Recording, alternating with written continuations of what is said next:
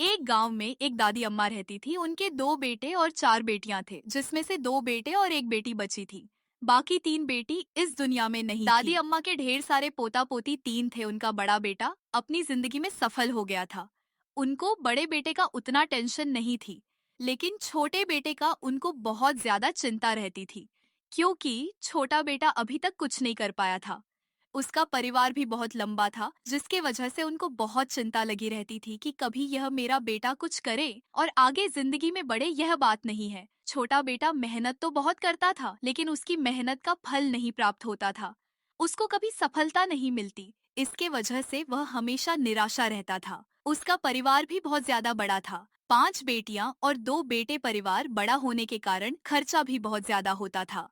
कुछ दिन बाद बड़ा बेटा छोटे बेटे से अलग हो गया, क्योंकि वह अपनी जिंदगी में बहुत ज्यादा सफल हो गया था। इसीलिए वह अपने छोटे भाई को अलग कर दिया। बड़ा बेटा जाकर अच्छा घर बनवाकर अच्छे से रहने लगा। छोटा बेटा वही पुराना घर में रहता था अपने परिवार के साथ। अब दादी अम्मा को और परेशानी होने लगे कि पता नहीं मेरे छोटे बेटे का क्या होगा। धीरे धीरे छोटे बेटे का लड़की भी बड़ी होने लगी, जिसका शादी करने का भी टाइम आ गया। फिर उसकी छोटे बेटे की पत्नी परेशान रहने लगी, पता नहीं कैसे ना कैसे होगा शादी वादी। फिर एक दिन दादी अम्मा ने छोटे छोटे बेटे के पत्नी को बुलाकर कहा, तुम परेशान मत हो। भगवान का दया से इतने सारे संपत्ति दिया हुआ है। इसमें से कुछ जमीन बेचकर तुम अपनी बेटियों का शादी अच्छे घर में करना।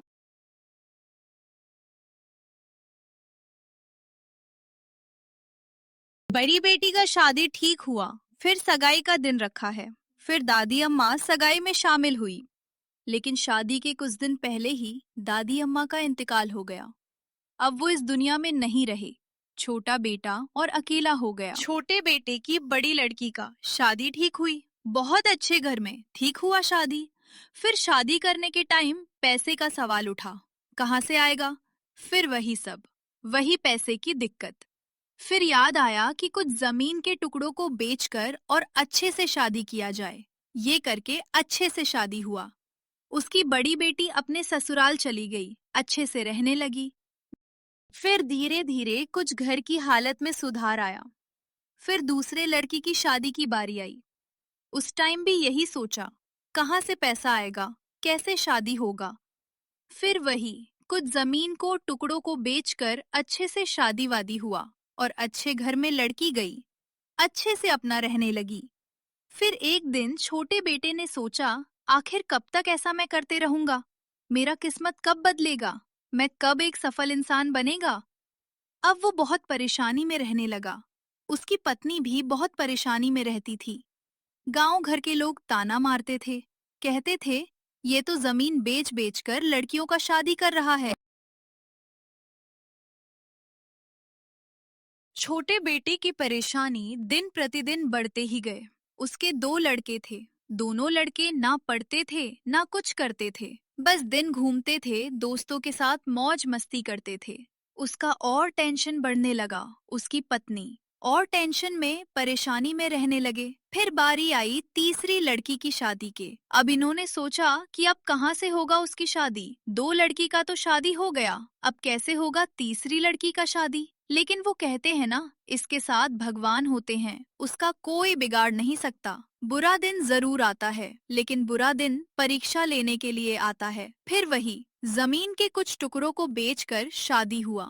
भले गांव घर कुछ भी कहे, लेकिन उन्होंने नहीं सुना, क्योंकि भाई लड़की का शादी एक बार होती है। ये सोचकर उन्होंने बहुत अच्छे घर में तीसरी लड़की का भी शादी किया। अब छोटे बेटे का जो बड़ा लड़का था, वो बराबरी करने लगा।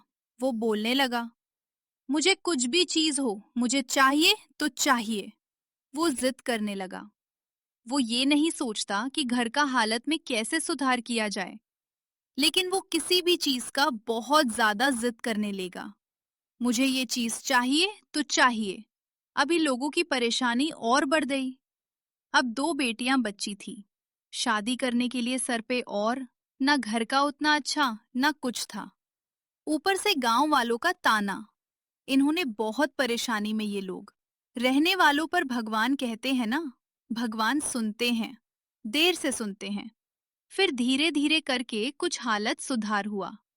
लेकिन अभी भी वैसा हालत में सुधार नहीं है। वैसे ही लोग हैं, वैसे ही गांव घर के लोग हैं, वैसे ही स्थिति है। थोड़ी बहुत सुधार है, लेकिन वो जमीन के जो टॉफ।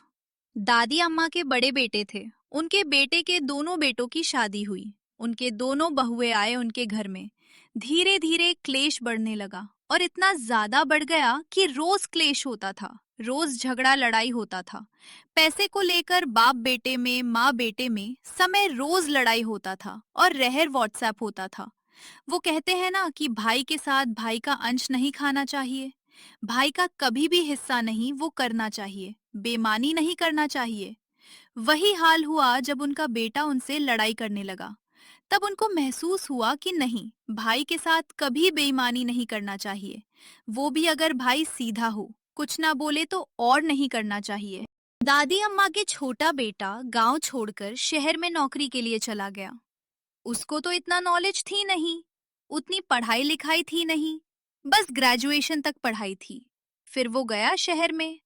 वहां पर एक मंदिर में जाकर वो पूजा पाठ करता था और उसी से अपना जीवन बसर करने लगा। घर पर कुछ पैसे भेजता था। कुछ घर के हालातों में सुधार होने लगा। धीरे धीरे कुछ बेटियों ने मदद करना चाहा, लेकिन आजकल तो पता ही है, ऐसे करके धीरे धीरे सुधार होने लगा। लेकिन उसके बड़े बेटे इतना बदमाश था कि वो हर टाइम बस पैसा पैसा, उसको पैसा चाहिए था। वो अपनी माँ से हमेशा लड़ाई करता था पैसे के लिए। मुझे पैसे दो, कहीं से भी दो, लेकिन मुझे पैसे दो। उसकी माँ बहुत परेशान रहती थी, बहुत रोती थी, लेकिन उसकी कोई फर्क नहीं पड़ता। वो कहते हैं ना कि जिसका शुरू से ही किस्मत फूटा हुआ, वो उसका कभी उतना सुधार नहीं होता।